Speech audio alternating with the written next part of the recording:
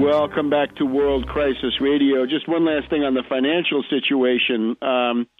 We now have a new category of zombie bank. Beyond the zombie bank, or as a new acute category within the universe of the zombie banks, we have the deadbeat zombie banks. And these are defined as zombie institutions which have received money under the bailout, under the TARP, the Bush, Paulson, Palin, McCain, Obama TARP of October 2008, but then have defaulted on payments. There are now 132 banks that have defaulted on TARP payments, and there are 19 such banks which have missed 6 or more payments. Now, it'd be interesting. This is a Friday again. This is when Sheila Bair strikes at the little prey. She doesn't go after the big game in Wall Street. She goes after the community bank of Podunk Center out in the High Plains or something like this. We're told that they're all community lenders. I don't know. Take a look at that Bank of America stock chart. Take a look at the Citibank stock chart. Take a look at some of the others. They're supposedly solid institutions. They're on the cartel committee, but I'm from Missouri, I guess, when it comes to this. We have had about 155 banks that have been shut down during 2010, all small ones, because otherwise they survive under too big to fail. The illegal policy, the criminal illegal policy pursued by Sheila Bair, darling of the media, is too big to fail. Not public law, but too big to fail. That's her lodestar. And we've also got, 450 banks on the troubled list. So you add that up. Our 1929 to 1931 parallel is, of course, first the panic in New York, then the European banking collapse, and then the U.S. banking panic coming back. So all is in readiness for a banking crisis here in the U.S., which proceeds pari passu, let us say, hand in hand with the further breakdown of European state finances. And again, you could stop this dead in its tracks within 48 hours, ban credit default swaps, ban collateralized debt obligations, 1% emergency Tobin tax on all financial transactions over $1 million per person, and a few other things like that. Re-regulate those commodities markets, stop fraud closures, enforce the antitrust law, shut down zombie banks if they violate the existing regulations, which most of them do. All right.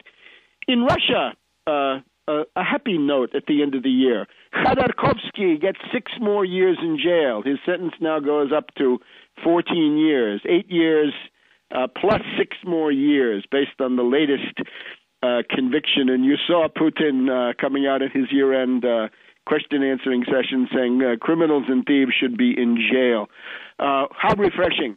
The richest oligarchical predator in the country is put in jail. Even if this is not typical of the policy as a whole, this is a whole lot better than where we are. Imagine the mental liberation that would occur if the arch monopolist and arch exploiter, destroyer of companies and jobs, Bill Gates, were to be jailed, or his pretentious friend Warren Buffett, the sage of Omaha. How about if they were to join Khodorkovsky in a Siberian prison camp? Wouldn't that be somehow poetic justice for what these people have done to the American people? And we're also now watching Hillary Clinton in a real lather about this. I'm thinking of Lord Palmerston, right? If you were a British citizen, he would defend you with gunboats anywhere. A Greek got arrested, and he came forward with that famous civis Romanus sum, or civis Romanus sum, depending on your Latin approach. For Clinton, it's oligarchus sum, oligarchus Americanus sum. Anywhere in the world, there's a finance oligarch. They're an implied protected category for the United States. Now, let's look forward to the ogres of this other stripe that are now coming to town. We've got Spencer Bacchus, Bacchus the Lord of Wine. The disciples of Bacchus are coming to town. Spencer Bacchus is going to become head of the House Financial Services and Banking Committee, and he says, government and the regulators are here to serve the banks. Regulators are here to serve the banks. How refreshing.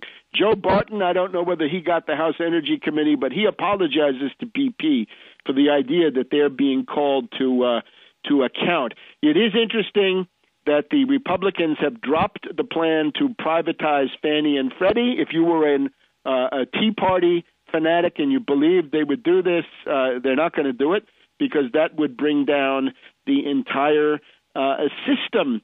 So you're going to get a whole bunch of people. House Foreign Relations goes into the hands of Ileana Ros-Lehtinen, for whom, of course, the world revolves around Cuba and the need to oust Fidel Castro and Raul from there. That's now going to be the main issue in American foreign policy, which I submit is not the case.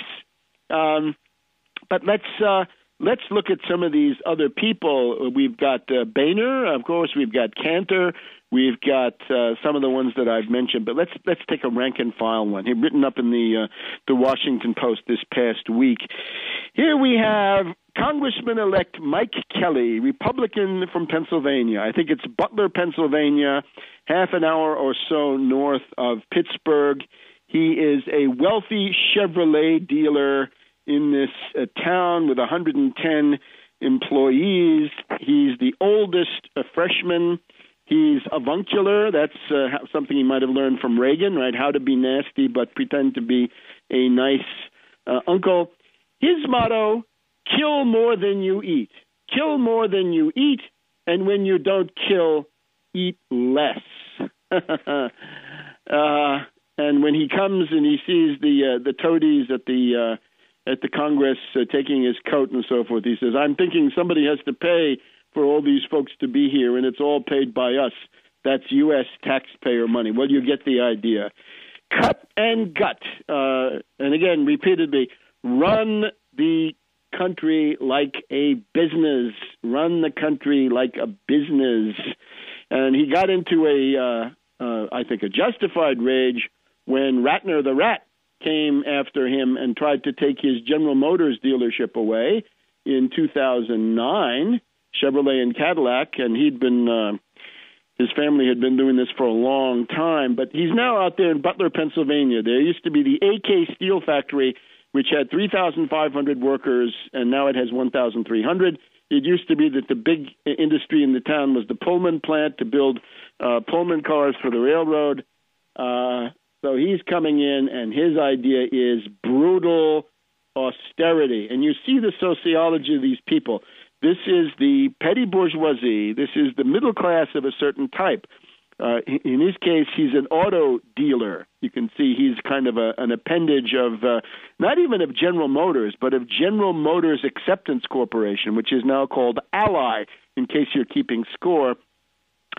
Real estate brokers, insurance brokers, stock brokers, auto dealers, people in the petty bourgeoisie who are not the independent petty bourgeoisie of doctors and lawyers of once upon a time, small-town newspaper editors, no. They are direct appendages of Wall Street. And here we have people whose mentality tends to gravitate towards the right-wing Wall Street faction, the Rupert Murdoch, George Shultz, Koch brothers faction. And that's what you're going to get. So it's very likely that we will have an Ides of March. Beware the Ides of March. The Ides of March this time around will be the legislation passed funds the government until about March, and at the same time we're going to be bumping up against the national debt limit.